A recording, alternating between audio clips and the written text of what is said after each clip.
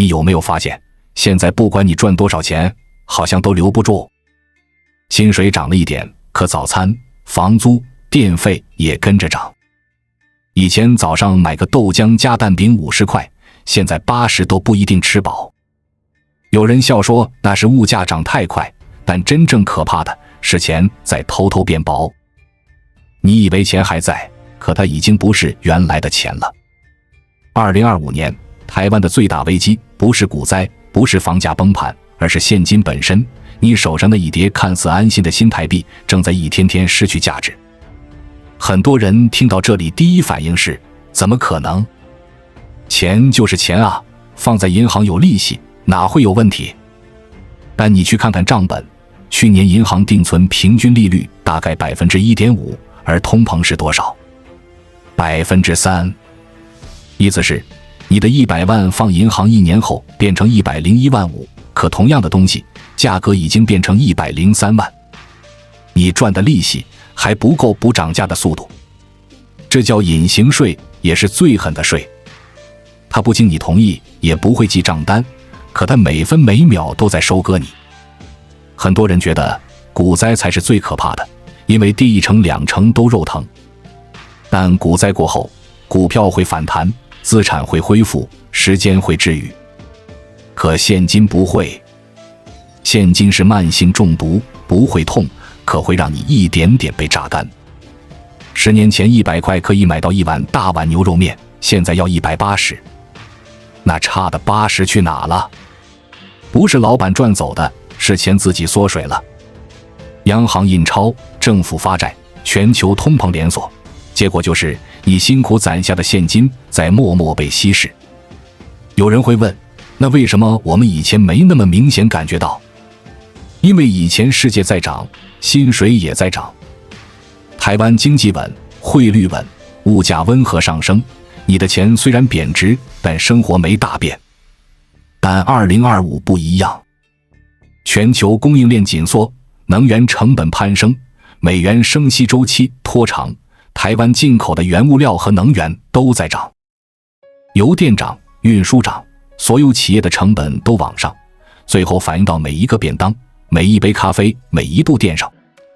你不知不觉地花更多钱买更少的东西。这时候有人会说，那我就存美金，买黄金，买 ETF， 总能挡吧？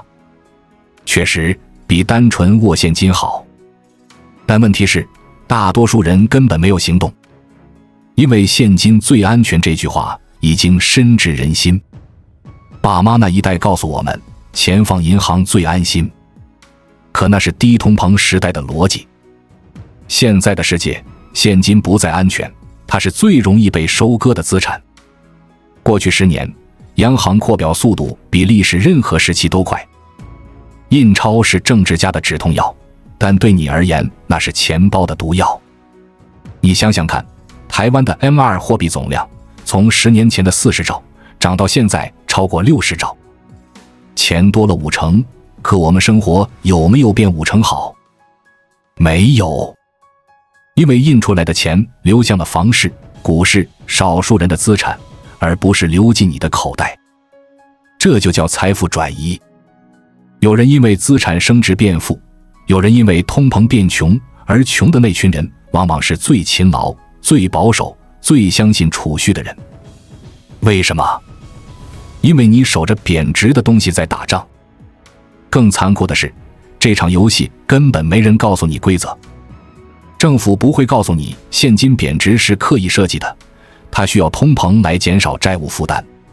所以真正聪明的人早就不信现金，他们买土地、买股票、买稀缺资产，因为他们知道钱只是媒介，资产才是根。你去看台湾前10大的富豪，没有一个靠定存致富的，他们都在持有会升值的东西。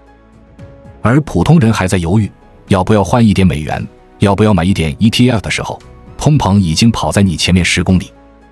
你可能会想，那我该怎么办？难道不该存钱吗？存钱当然重要，但你要知道存什么。现金只适合短期流动，不适合长期保值。真正要存的是能抗通膨的东西。简单讲，你不理财，财不理你。你不让钱动起来，别人就用通膨把你的财富偷走。但别误会，我不是叫你去赌股市或买奇怪的币，我是要你看清楚系统再怎么运作。你看美国2024年 CPI 年增 3.5%， 台湾大约 2.8%， 听起来不高对吧？可是累积10年就是 30%， 也就是说你的100万10年后只剩70万的购买力。而同样的时间里，如果你放在0050或标普指数，年化 6% 到 8%，10年后可以翻倍。这就是财富差距的来源，不是谁赚得多，而是谁看得远。有人说，那我没钱投资怎么办？这就是陷阱之一。你没钱的原因，就是因为你怕钱动。你怕亏，所以不动，但不动就是亏。你不让它流动，它就被世界的通膨吃掉。想想看，2020年疫情时，台湾房贷利率不到 1.4%， 现在超过 2%。表面上差不到 1%， 但对贷款3000万的人来说，每月多付2万5。那多出来的钱去哪了？流向了银行、政府、通膨系统。你以为你在还贷款，其实你在为印钞政策买单。整个世界的逻辑已经变了，以前我们害怕股灾，现在我们该怕的是币灾，货币的崩坏。日元、韩元都经历过，货币一贬，你再勤劳也追不上。有人说那台湾不会了，我们经济还稳。但你看看日元从1美元兑120跌到160，用10年蒸发 30% 的购买力。那是先进国家的货币都能跌成那样。你以为台币就能永远撑？只要出口不顺，资金外流，央行继续印钞，这个系统迟早也会出问题。我们不是要恐慌，而是要清醒。股灾会吓人，但至少你看得见下跌，现金贬值才可怕，因为它悄悄发生，没人提醒你。你不会收到警告，也不会看到新闻跑马灯。只有当你发现以前能买的东西买不起时，已经太晚了。那时候你才发现，不是世界变贵了，是你变穷了。有时候你以为自己在存钱，其实你在喂系统。整个经济像一台庞大的机器，而现金就是它最廉价的燃料。谁在吸？政府、央行、大企业，还有那群掌握资本流动方向的人。你手上的钱只要不动，它就会被慢慢抽走，而且是合法、无声、你毫无察觉的方式。你以为自己是储蓄者，事实上你是系统的供养者。我们先讲第一个玩家，政府。台湾政府债务已经超过7兆，平均每个公民背着30多万的债。你有没有发现，政府很少提还债2个字？因为不可能还。唯一的解法就是通膨，让钱变不值钱，债也跟着轻了。举个例子，如果政府欠你100万，通膨率 5%，10年后还你那100万，表面没少，实际购买力只剩60多万。你亏了 40%， 政府赚了 40%。这就是国家级的财富转移。它不需要通过国会，也不需要全民公投，它只要持续印钞，让物价自然上涨，一切就搞定。第二个玩家是央行，它表面上说在维稳通膨，其实更像在控制节奏。通膨太高会被骂，太低经济会停滞，所以它再调通感，让你觉得不至于崩溃，但永远焦虑。在我们进一步探索之前，我们有一个激动人心的消息要告诉大家，我们已经开通会员功能了。现在您可以加入我们的会员大家庭，享受会员专属影片和更多独家内容。别忘了关注才知道，并点击小铃铛，我们将继续揭示更多关于金钱的真相，祝你迅速实现财务自由。每年涨一点，每次贵一点，让你始终在跑步机上奔跑。你以为自己在进步，其实原地打转。更微妙的是，央行的货币政策总是先惠及有钱人，因为钱先流向金融市场，再慢慢滴到实体经济。等你感觉到涨价，他们早就赚完一轮了。第三个玩家，大企业，尤其是那些有定价权的产业，油电、水泥、食品、房产，他们一涨价，全民买单。你以为他们怕通膨？错，他们最爱通膨，因为通膨会让他们的负债变轻，资产变贵。举个真实的例子，台电每年亏损上千亿，但电价迟迟不敢调。可是当通膨压力逼近，他们调价的理由就来了。消费者看似是被动接受，实际上是被系统教育，涨价是合理的。你花的钱变成企业的利润，企业再拿去投资涨价的资产循环，这就是资本的闭环。而第四个玩家就是金融体系本身。每一次利率政策的调整都是一场财富洗牌，升息的时候借贷者痛苦，放贷者赚翻；通膨的时候实物资产升值，现金持有者变穷。这个游戏的本质是把通膨包装成成长，再用成长掩盖贬值。人们忙着追求薪资涨幅，却忽略购买力的坍塌。你年薪涨 10%， 但房价涨 20%， 你依旧在退步。你以为在爬楼梯，其实楼梯也在往下动。有趣的是，这套系统从来不是阴谋，它只是惯性。经济体系必须扩张，否则就崩。那要扩张，钱必须流动，最怕的就是你不花、不投资、不贷款。于是政府拼命刺激消费，降息、发红包，让你觉得花钱是爱国。但你有没有发现，从来没人鼓励你储蓄真实价值？因为现金静止，系统就停摆。你不花，它就让你用涨价被迫花。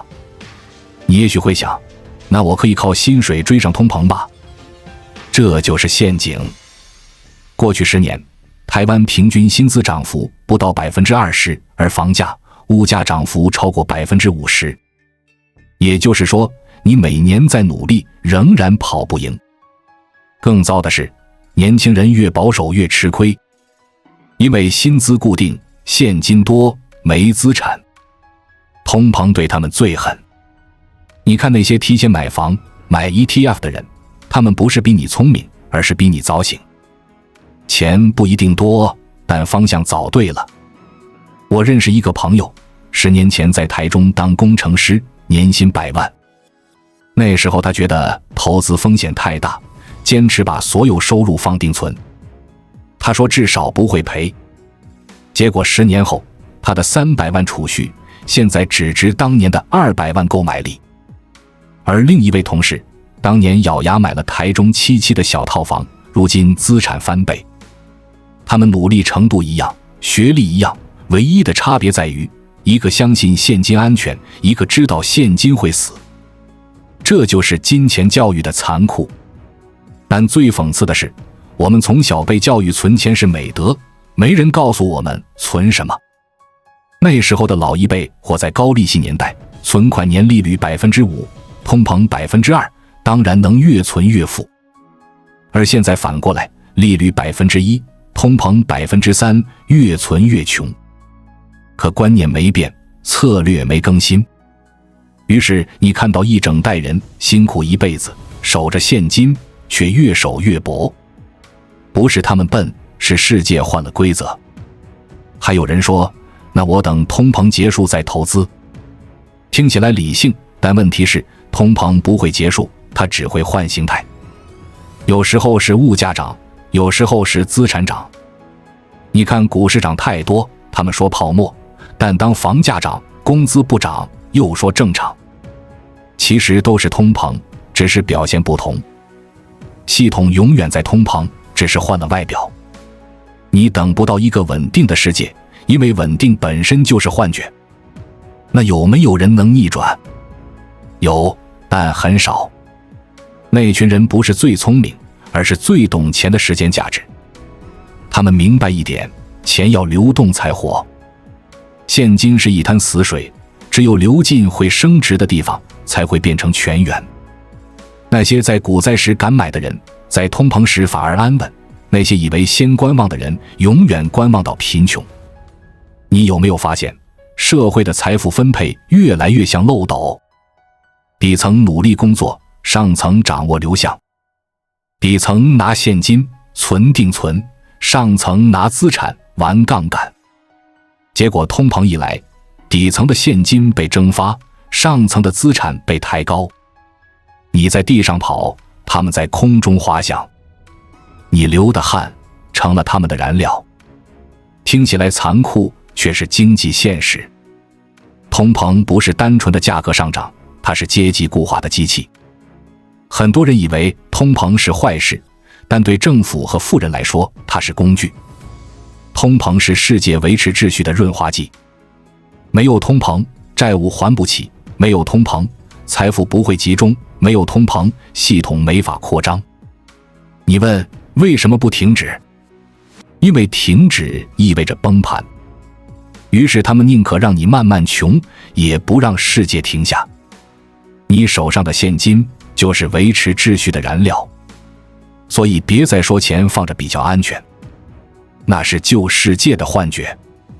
现在的安全是懂得流动。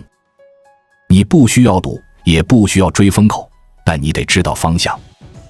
现金不是财富，现金只是门票。你要买的是未来的价值，不是现在的幻觉。有时候我们以为自己没输，其实只是还没发现自己正在被慢慢收割。你还在上班，还在领薪，还在用手机付款，可是那个货币的意义早就变了。以前钱代表价值，现在钱只是流动中的债。越多印钞，越多救市，钱的含金量就越薄。你以为政府在救经济，其实是在转移财富。因为每一次救，都是靠制造更多货币换来的。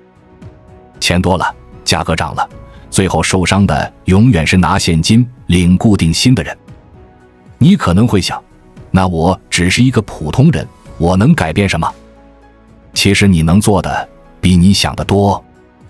第一步不是去投资，而是先行。你要先知道这场游戏的规则。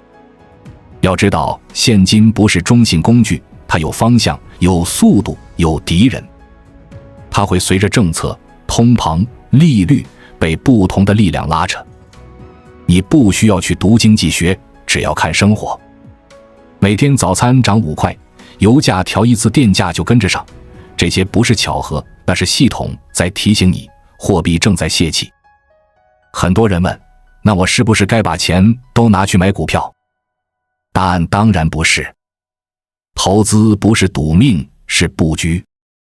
现金要有，但它只是应急粮，不是主力军。你该做的是让钱有层次感。举个简单的概念，短期现金，中期 ETF， 长期实物或生产力。短期现金是为了安全，中期 ETF 是为了抵通膨，长期生产力才是未来的底气。生产力是什么？是你自己。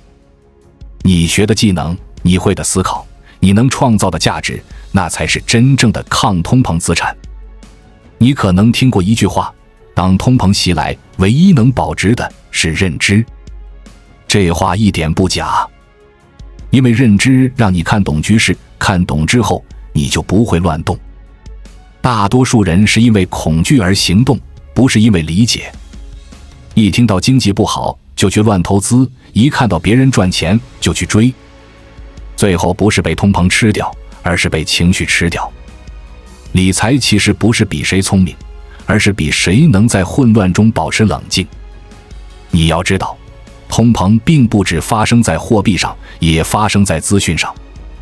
现在资讯太多，大家都在讲财经、投资、AI、ETF， 但有几个是真的理解机制？多数人只是在复述恐惧。你要过滤噪音，抓核心。世界的本质在流动，静止的东西最先被淘汰。这句话放在任何年代都成立。现金静止，价值就死，人静止，能力就废。你不能控制通膨，但你能决定自己要不要动。有个退休公务员存了500万准备养老，结果3年疫情，一轮通膨，生活费涨1倍，他每个月光医疗和房贷就压得喘不过气。他说，我一辈子最错的决定就是太相信钱。他不是没努力，他是太信稳定。可世界早不稳定了。你看，现在 AI 取代工，科技洗牌，供应链转向，整个社会结构都在重组。你以为保守就是安全，其实是最大的不安全。所以从今天开始，你该问的不是钱要放哪，而是我该怎么活在变化里。世界变快了，你不能用过去那套慢思维。以前是省钱致富，现在是配置致富。以前靠时间累积利息，现在靠认知乘上趋势。你不能再只是守钱，你要让钱去工作，让它跑去为你创造价值，不然它就在替别人打工。再讲一件事，你可能没想过，通膨其实是一种信任危机。货币的价值来自大家相信它有价值。当政府、央行、市场一起在透支信任的时候，最终崩塌的不是价格，而是信任本身。你去想想，这几年为什么那么多人开始买黄金、买比特币、买美债？那不是贪心，那是逃命。他们知道系统在重置。我们正活在历史的断层里，一切看似正常，其实都在换轨。台湾这几年也一样，表面上经济数字不错，出口、股市稳健，但你去问年轻人，有谁觉得轻松？房价涨，生活费涨，薪水不涨，大家都在数字繁荣里过紧日子，那就是典型的通膨陷阱。数字让你以为自己进步，其实只是通膨让你看起来富有。真正的富有不是银行的数字，而是你的自由。你敢不敢换跑道？敢不敢投资自己？敢不敢让钱流出去做更大的事？这才是未来能否生存的关键。讲白了，2025年最大的危机不是股灾，不是战争，而是我们还在用旧逻辑活在新世界。我们还在相信银行的利息能救自己，还在用安稳当借口不改变。可现实不等人，未来不会对谁仁慈，它只奖励早醒的人。你不用很聪明，你只要不再麻木。你只要知道，手上的现金只是幻想，真正的财富是你理解世界运作的能力。有一天你会发现，最该害怕的不是钱变少，而是你没变。没变的思维才是真正的通膨。这个时代已经进入认知通膨期，每个人都在被迫升级。懂钱的人把危机当机会，不懂的人把机会看成风险。最后的差距不是收入，而是认知。真正的赢家不是谁赚最多，而是谁先看清钱的真相。所以，如果你问我结论是什么，我只想说，别再害怕花钱，害怕不动才该怕。让钱去找价值，让自己跟上时代的速度。买点 ETF， 学个技能，提升认知，拓宽收入来源。这些才是真正的安全感。因为当货币贬值，世界震荡，系统重置，唯一能带你穿越通膨的，不是现金，而是你的选择。记住，股灾会吓人，但现金才会杀人。它杀得无声无息，让你以为还活得不错。等到你回头发现一切都贵得离谱，那就是被时代收割的那一刻。2025年的最大危机不在市场，不在政策，而在每一个还以为钱在手上就安全的人身上。世界不会为谁停下，钱也不会为谁等。你能做的唯一一件事，就是现在立刻把意识从存钱转到生钱。当你明白这一点，你就不会再怕通膨，也不会怕危机，因为你开始懂得玩同一场游戏。到那一刻，钱不再控制你，你开始控制钱，那才是真正的自由。关注我，我识才之道，带你解锁更多金钱的真相。